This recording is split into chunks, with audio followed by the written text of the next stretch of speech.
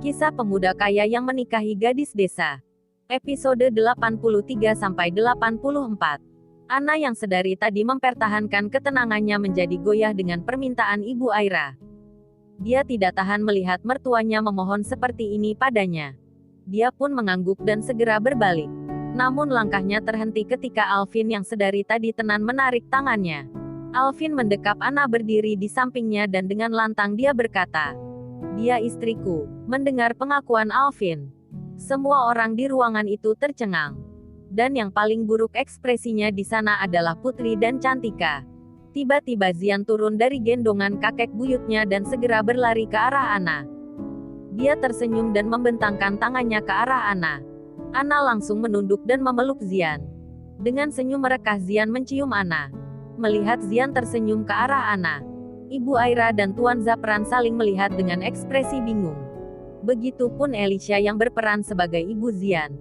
Dia kaget karena putra satu-satunya itu jarang sekali bicara apalagi senyum. Dan ini dia tersenyum di hadapan orang yang baru dia kenal. "Sayang, coba lihat. Zian kecil kita begitu dekat dengan Ana. Dan dia tampak bahagia."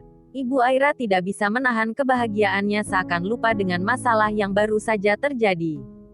Zian berbalik ke arah kakek dan neneknya dengan senyuman dia berkata, "Jangan bentak Tante Ana. Dia orang baik." Mendengar Zian mengatakan itu, semua orang kaget karena si kecil itu sudah tumbuh dan mulai mengerti dengan interaksi orang dewasa. "Lelucon apa ini? Tidakkah keluargamu sedang mempermainkan keluargaku?" Tuan Fatah mulai murka karena merasa dipermainkan. "Elisha, tolong bawa anakmu masuk ke kamar karena ini bukan konsumsi anak kecil," seru Ibu Aira. Elisha menatap Alvin dan Ana. Dia merasa bangga dengan sikap adiknya yang mau mempertahankan cintanya dengan berani. "Baik Bu," sahut Elisha. Setelah itu dia membawa Zian masuk ke kamar. Setelah Elisha membawa Zian masuk, Ibu Aira merasa sakit kepala melihat ketegangan yang terjadi. "Mari kita duduk dulu." Alvin mempersilahkan semuanya duduk di ruang tamu. Ana dan Eza duduk berdekatan dengan Alvin.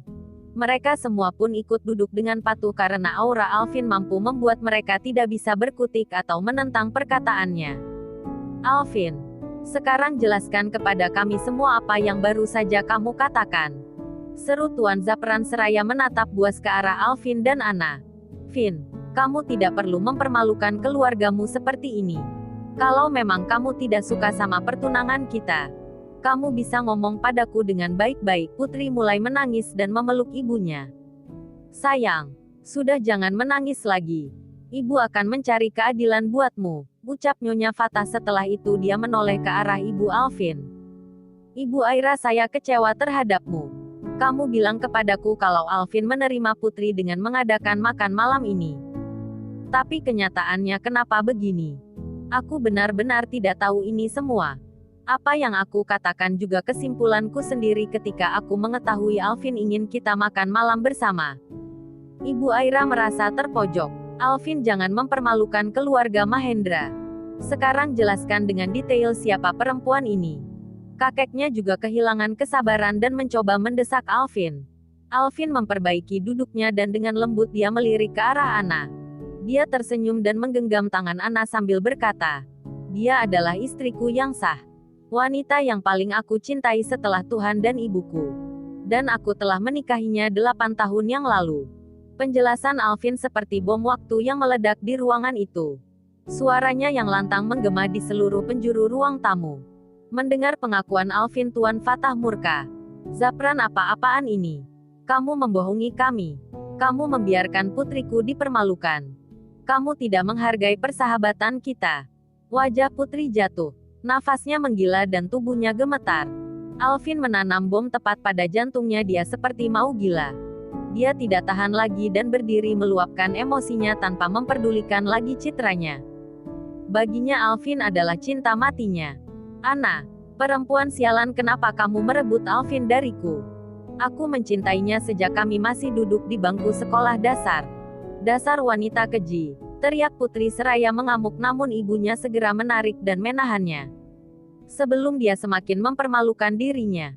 Apakah seperti ini cara keluarga Mahendra memperlakukan sahabatnya? Kami tidak terima ini, kami akan pergi dan mulai hari ini persahabatan kita putus. Fatah geram dan hilang kendali ketika melihat anaknya sakit hati. Tolong jangan kayak begini. Kita sahabatan sudah sangat lama. Ini memang salahku karena tidak bisa mendidik anakku. Tuan Zapran merasa putus asa dan bersalah, dia memohon seperti seorang pengemis di hadapan keluarga besar putri. Tuan Fatah berdiri dari duduknya dengan wajah gelap, dia berkata, Zapran, aku akan mempertimbangkan persahabatan kita. Jika Alvin setuju untuk menceraikan perempuan ini dan melanjutkan pertunangannya dengan putri. Bagaimana? Mata Tuan Zapran kembali cerah dengan tawaran Tuan Fatah. Sungguh dia tidak ingin kehilangan sahabat baiknya.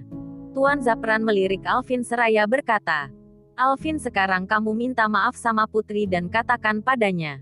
Kamu akan menceraikan perempuan ini dan kembali melanjutkan pertunanganmu. Alvin menarik nafas dan memperbaiki duduknya kembali. Dia melirik Tuan Fatah dengan tatapan penuh kebencian. Ayah, dia tidak layak jadi sahabatmu.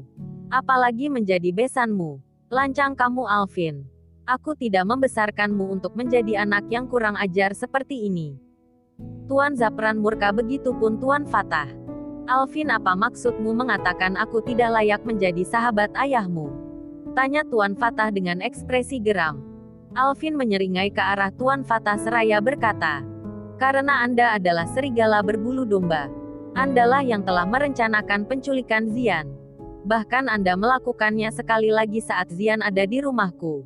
Mendengar perkataan Alvin, Tuan Fatah menjadi pucat. Apa maksudmu? Ibu Aira mulai kehilangan ketenangan ketika mendengar perkataan Alvin. Bibi, Tuan Fatah adalah orang di balik penculikan Zian setahun yang lalu.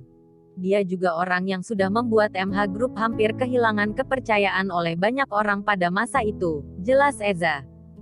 Baik Ibu Aira dan Tuan Zapran menatap tajam ke arah Tuan Fatah dan keluarganya. Fatah, apakah itu benar? Nafas Tuan Zapran mulai tidak beraturan. Itu fitnah. Bagaimana mungkin aku bisa menculik bocah kecil yang masih berusia 6 tahun? Tuan Fatah mencoba membela diri. Anak kamu memang perempuan jajang. Alvin, apa yang kamu lihat dari perempuan penggoda seperti Ana? Yang tidak sebanding denganku. Hanya karena anak kamu memfitnah ayahku. Ana tidak menghiraukan apa yang dikatakan putri. Dia malah mempererat genggaman tangannya di lengan Alvin. Tuan Fatah, sebaiknya Anda mengakui kejahatan Anda. Eza mencoba menekan Tuan Fatah. Kamu tidak berhak bersuara di sini. Karena kamu tidak pernah diakui oleh keluarga Mahendra. Saya heran padamu. Berani sekali kamu muncul di sini secara kakek dan nenekmu tidak menerimamu. Bahkan pamanmu Tuan Zapran tidak sepenuhnya menerimamu. Kata-kata Tuan Fatah membuat Eza kehilangan ketenangan. Karena kamu telah mencemarkan nama baik saya, maka saya akan menuntutmu. Sekarang juga saya akan menelpon polisi biar kamu cepat dideportasi ke London, lanjut Tuan Fatah. Tidak perlu repot, karena polisi sebentar lagi akan sampai, sahut Alvin. Tuan Fatah mencoba mempertahankan ketenangannya. Selama tidak ada bukti maka dia akan aman. Tuan Zapran dan Ibu Aira masih bingung harus percaya pada siapa. Mereka hanya bisa menunggu. Beberapa saat kemudian polisi datang membawa surat penangkapan untuk Tuan Fatah. Selamat malam Tuan Zapran. Kami dari Kepolisian Pusat Kota membawa surat penangkapan untuk Tuan Fatah atas tuduhan penculikan dan penipuan serta pencemaran nama baik, jelas polisi itu. Tunggu. Kalian tidak bisa melakukannya. Aku bisa menuntut kalian dengan tuduhan pencemaran nama baik. Tuan Fatah, Anda masih belum mengakuinya. Tatapan Alvin menjadi buas. Bagaimana aku bisa mengakui sesuatu yang tidak aku lakukan sama sekali? Tuan Fatah terus membela dirinya. Dia yakin sudah menghancurkan semua bukti dan menghapus jejaknya, jadi dia tidak akan mau mengakuinya. Alvin melirik Eza dan memberi kode padanya. Kemudian Eza memutar sebuah video. Terlihat jelas wajah Tuan Fatah bersama 3 orang anak buahnya sedang menyiksa Zian. Flak.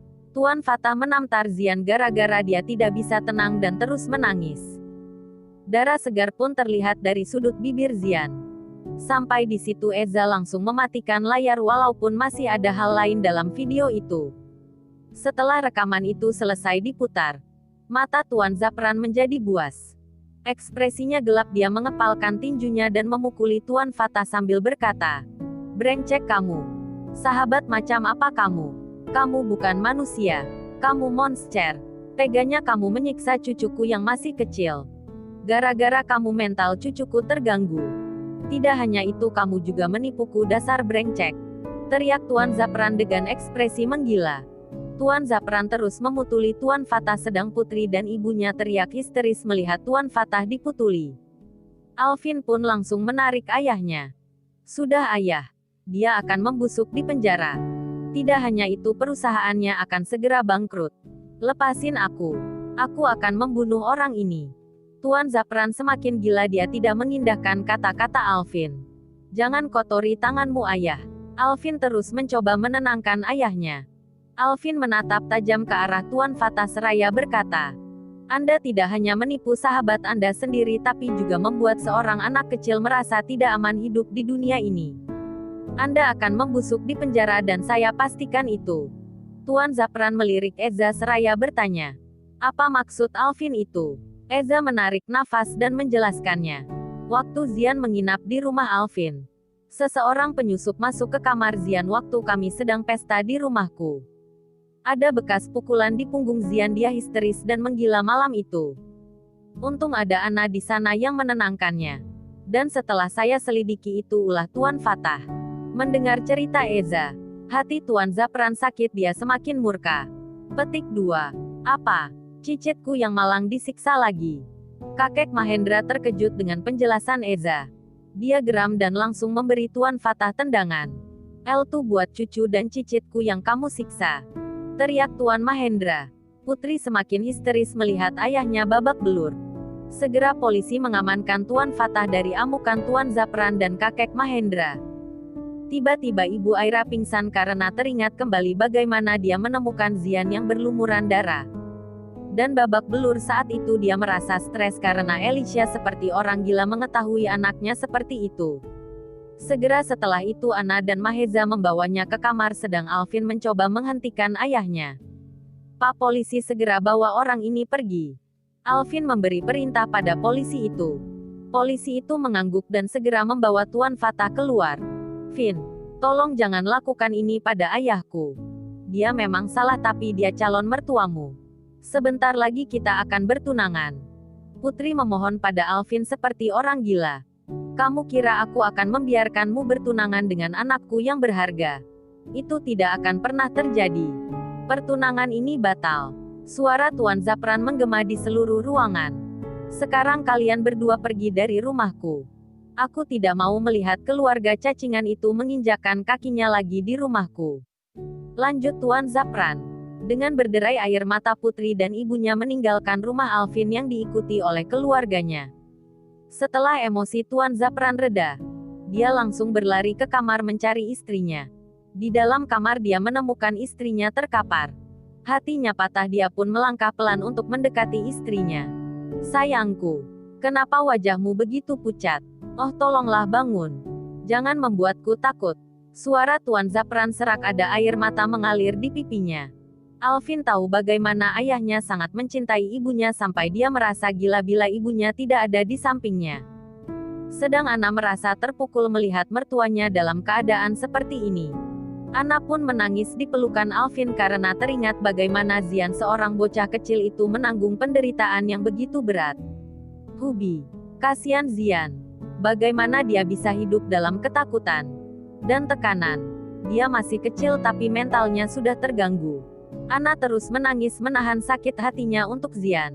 Melihat Ana menangis, Alvin merasa dunianya runtuh seketika. Dia juga merasa patah hati dengan keadaan Zian. Terlebih ketika dia ingat kakaknya yang hampir gila karena takut kehilangan Zian. "Akhirnya Kak, semuanya selesai juga," bisik Eza di telinga Alvin. Dengan pelan dia melirik Eza dan berbisik padanya. "Ini bukan akhirnya melainkan awal dari semuanya. Seseorang sedang mengamati kita. Oleh karena itu, kita harus bersiap dengan segala kemungkinan." Tatapan Alvin menjadi buas. Dia memeluk Ana semakin erat dengan kekhawatiran di sudut hatinya. Maheza tercengang mendengar apa yang dikatakan Alvin. Namun dia tidak ingin membahas masalah seperti ini di depan Ana. Malam semakin larut. Dua keluarga besar sudah pergi dari King House menyisakan kakek, nenek serta bibinya dan sepupunya Alvin yang masih duduk di ruang tamu. Mereka bersimpati dengan kekacauan yang baru saja terjadi. Bersambung.